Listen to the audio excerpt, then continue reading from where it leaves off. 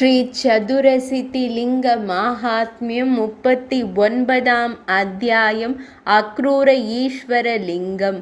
குறிப்பு: ஒரு சிவகண பிருங்கரித்தி தனது தாய்மையை மறுத்ததற்காக அன்னை பார்வதி தேவியால் சபிக்கப்பட்டு பூமிக்கு நாடு கடத்தப்பட்டார். மகா காலவனத்தில் தவம் செய்ததன் மூலமும் சிவனாரின் அர்த்தநாரீஸ்வர வடிவத்தை காட்சிப்படுத்துவதன் மூலம் அவர் சிவனாருக்கும் பார்வதி தேவிக்கும் இடையிலான ஒற்றுமையை உணர்ந்தார். இதில் அவர் தவத்தில் தனது கொடுமையை தவிர்த்தார். எனவே இந்த லிங்கம் அக்ரூரேஸ்வரர் என்று அறியப்பட்டது. ஸ்ரீஹரர் கூறினார்: 39வது தெய்வமான அக்ரூரேஸ்வரின் விளக்கத்தை கேளுங்கள். இதனை காண்பதன் மூலம் மட்டுமே மனிதனின் புத்தி தூய்மையாகவும் சிறந்ததாகவும் மாறும். அழகிய பெண்ணே, முன்பு கல்பத்தின் தொடக்கத்தில் அசையும் மற்றும் அசையாத உயிரினங்கள் உள்பட 3 உலகங்களின் முழு குழுவும் உன்னால் மட்டுமே மகாசக்தியின் வடிவத்தில் படைக்கப்பட்டன. பின்னர் தேவர்கள் ஸ்ரீகிருஷ்ணர் மற்றும் பெரிய அரவங்களுடன் இணைந்து தம்மை புகழ்ந்தனர். பல்வேறு வகையான கணங்கள் தம்மை சுற்றி வரத் தொடங்கின. மற்றவர்கள் தம்முன் விழுந்து வணங்கி பிரார்த்தனை செய்தனர். ஆனால் அவர்களில் ஒருவரான பிருங்கி முனிவர் வணங்கவில்லை. அவர் புத்தியில் கொடூரமானவராகவும் மிகுந்த பெருமையால் ஆணவமடைந்தவராகவும் மாறிவிட்டார். மகாதேவர் மட்டுமே கடவுள் என்றேன், இந்த பெண்மணியால் எனக்கு என்ன பயன் என்று கேட்டார்.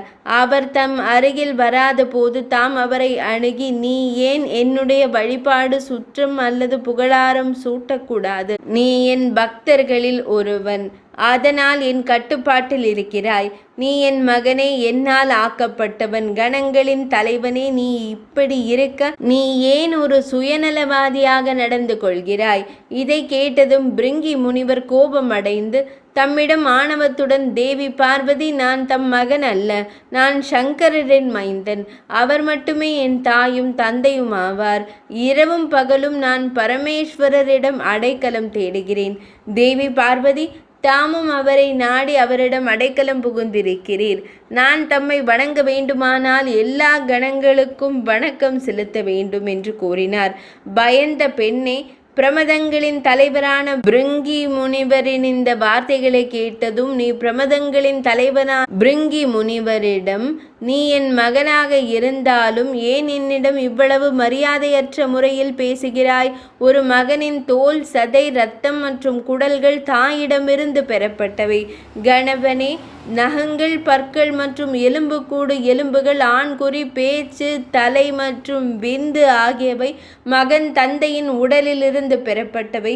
இதனை கேட்டதும் பிருங்கி முனிவர் தனது யோக சக்தியினால் சதை முதல் தாயின் பகுதி வரை அனைத்தையும் உடனடியாக உதிர்த்தார். அன்றிலிருந்து சிறந்த தொடைகளை கொண்ட பெண்ணே, அவர் நகங்கள், பற்கள், எலும்புகள் மற்றும் மூக்கை மட்டுமே வைத்திருந்தான். அவன் மனம் கொடூரமானது. கோபத்தால் விழிகள் சிவந்தன. அவர் தம்மை விட்டு வெளியேறி துக்கத்தால் மிகவும் துயரத்துடன் என்னிடம் வந்தார். பிறகு, என் அன்பானவரே பிருங்கி முனிவரை நீ சபித்தாய். நீ ஒரு கொடூரமான மனப்பான்மையை ஏற்றுக்கொண்டு தீய எண்ணம் கொண்டவனாக மாறியதால் நீ சந்தேகத்திற்கிடமின்றி மரண உலகத்திற்கு செல்வாய். தேவி, பிருங்கி முனிவர் இவ்வாறு தம்மால் சபிக்கப்பட்ட போது தனது தகுதிகள் தீர்ந்து போன ஒரு புண்ணியசாலியைப் போல மரண உலகத்தில் விழுந்தார்.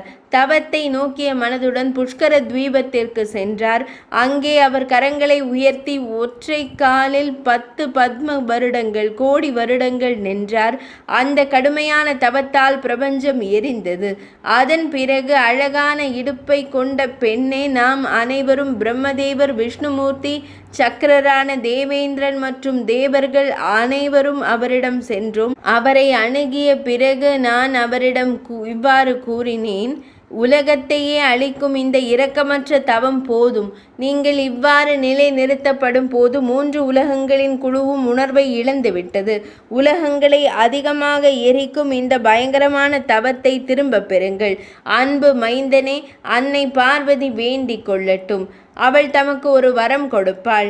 அவளுடைய அருளால் தாம் சாபத்திலிருந்து விடுபடுவீர். அவருக்கு இவ்வாறு கூறப்பட்டது. மகேஸ்வரி, அவர் உன்னை வேண்டிக் கொண்டார். பிருங்கி முனிவர் தவத்தால் பணிந்து பக்தியால் மயங்கி மிகுந்த மரியாதையுடன் தம்மை வேண்டிக் கொண்டார். பிறகு பெரிய விழிகளை கொண்ட பெண்ணே, நீ அவரிடம் கூறினாய், என் கட்டளைப்படி மகனே அழகான மகாகாலவனத்திற்கு செல்வாய். அங்கே நீ அக்ரூரனாக கொடுமையிலிருந்து விடுபட்டவனாவாய். சித்தர்களும் கந்தர்வர்களும் நாடிய கைலாயத்திற்கு மீண்டும் வருவாய். லிங்கம் அங்கபாதத்திற்கு முன்னால் உள்ளது. இது ஒரு பெரிய லிங்கம் மற்றும் 7 கல்பங்கள் இருக்கும் தொடரும். அதை காண்பதன் மூலம் மட்டுமே புத்தி மங்களகரமானதாகவும் அற்புதமாகவும் மாறும். நன்றியற்றவர்கள், நம்பிக்கையற்றவர்கள், கொடூரமானவர்கள், துரோகிகள், மிகவும் பாவமுள்ளவர்கள் மற்றும் சபிக்கப்பட்டவர்கள் இவர்கள் அனைவரும் இந்த லிங்கத்தை கண்டு ஸ்வர்க்கத்தை அடைகிறார்கள். கொடூரமான மனம் கொண்ட கேசிகன் பகவான் ஸ்ரீ கிருஷ்ணன் கம்சனை கொன்றார். பலதேவருடன், அதாவது பலராம சுவாமியுடன் இணைந்து மதுரா நகரத்தை விட்டு மகாகாலவனத்திற்கு சென்றார். அங்கே அவர் மகேஸ்வரரை சாந்தி செய்து அக்ரூரத்வ கொடுமை இல்லாதது நிரந்தர புகழும் அவருக்கு கிடைத்தது. உங்கள் வார்த்தைகளை கேட்டதும் கனமான பிருங்கி முனிவர் ஒரு விஸ்வாசியானார். அப்படியே நடக்கும் என்று கூறி மகாகாலவனத்திற்கு சென்றார். அவர் வித்தியாசமான மற்றும் கடுமையான தவத்தின் மூலம் இறைவனை சாந்தப்படுத்தினார். இதற்கிடையில் தேவி, நீங்கள் லிங்கத்தின் மையத்திலிருந்து எழுந்தீர்கள். உங்கள் உடலின் பாதி என்னுடையது, மற்ற பாதி உங்களுடையது. ஒரு பாதியில் மெட்டியான முடிகள் பெரிய அரவங்களால் கட்டப்பட்டிருந்தன, மற்ற பாதி அழகுபடுத்தப்பட்டது. பகவான் ஸ்ரீகிருஷ்ணரான கேசிகன் கம்சனை கொன்றார். பலராம சுவாமியுடன் வடமதுரை நகரத்தை விட்டு வெளியேறி மகாகாலவனத்திற்கு சென்றார். அங்கே அவர் மகேஸ்வரனாரை சாந்தப்படுத்தி அக்ரூரத்துவத்தை, கொடுமை இல்லாததை அடைந்தார். அவருக்கு நிரந்தர புகழும் கிடைத்தது. தமது வார்த்தைகளை கேட்டதும் கனமான பிருங்கி முனிவர் ஒரு விஸ்வாசியானார். அப்படியே ஆகட்டும் என்று கூறி மகாகாலவனத்திற்கு சென்றார். அவர் ஒரு வித்தியாசமான மற்றும் கடுமையான தவம் மூலம் இறைவனை சாந்தப்படுத்தினார். இதற்கிடையில் தேவி, தாங்கள் லிங்கத்தின் மையத்திலிருந்து எழுந்தீர்கள். உங்கள் உடலின் பாதி என்னுடையது, மற்ற பாதி உங்களுடையது. ஒரு பாதியில் மெட்டி முடிகள் பெரிய அரவங்களால் கட்டப்பட்டிருந்தன, மற்ற பாதி பின்னப்பட்ட முடிகளால் அலங்கரிக்கப்பட்டிருந்தது. ஒரு பாதி பத்ரவல்லியால், பூச்சிகளின் ஓவியங்கள் போன்றவை அவற்றால் அலங்கரிக்கப்பட்டிருந்தது.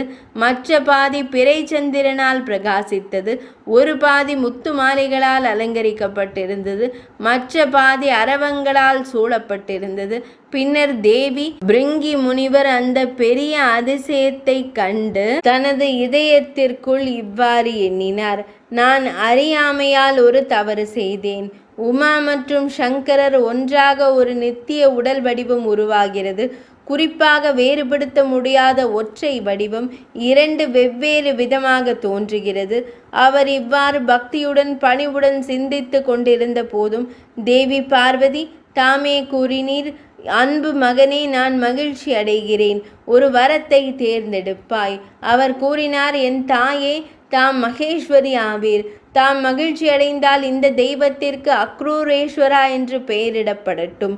அது இவ்வாறு நன்கு அறியப்படட்டும். இந்த லிங்கத்தின் மகத்துவத்தினால்தான் என் புத்தியின் இரக்கமின்மை மறைந்து விட்டது. தெய்வமே, எல்லா உயிரினங்களுக்கும் ஒரே காரணமாக தாம் குறிப்பிடப்படுகிறீர். தாமே பல புண்ணியங்களின் உருவக வடிவம். புண்ணியங்களை நாடுபவர்களின் இறுதி இலக்கு தாமே ஆவீர். தாமே தந்தை, தாமே தாய், தாமே நண்பர், தாமே உறவினர் மற்றும் தாமே அனைத்திற்கும் ஒரு பெரிய காரணம். இந்த புனித தலத்தை பிராமணவதம் போன்ற பாவங்களில் மிகவும் புண்ணியமாகவும் அழிவுகரமானதாகவும் ஆக்குங்கள். உலக இன்பங்களையும் முக்தியையும் விரும்பிய பொருள்களையும் வழங்குபவள். அப்படியே ஆகட்டும் என்று இனிமையான குரலில் கூறினீர். அன்புள்ள குழந்தாய், தமக்கு பிடித்த அனைத்தையும் நான் செய்து தருவேன். தங்க காமமுள்ள மகனே, தம் சார்பாக எதுவும் செய்வது எனக்கு கடினமானது அல்ல.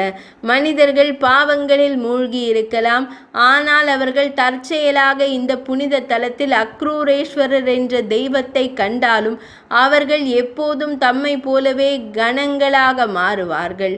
இந்த லிங்கத்தின் நாமத்தை பக்தியுடன் துதிப்பவர்கள் மன பாவங்களிலிருந்து விடுபட்டு நித்திய ஸ்வர்க்கத்திற்கு செல்வார்கள். புனித நீராடிய பின்னர் அதை முறையாக வணங்கும் ஒரு மனிதன் அனைத்து பாவங்களிலிருந்தும் விடுபட்டு சூரிய கோலத்தை அடைவான்.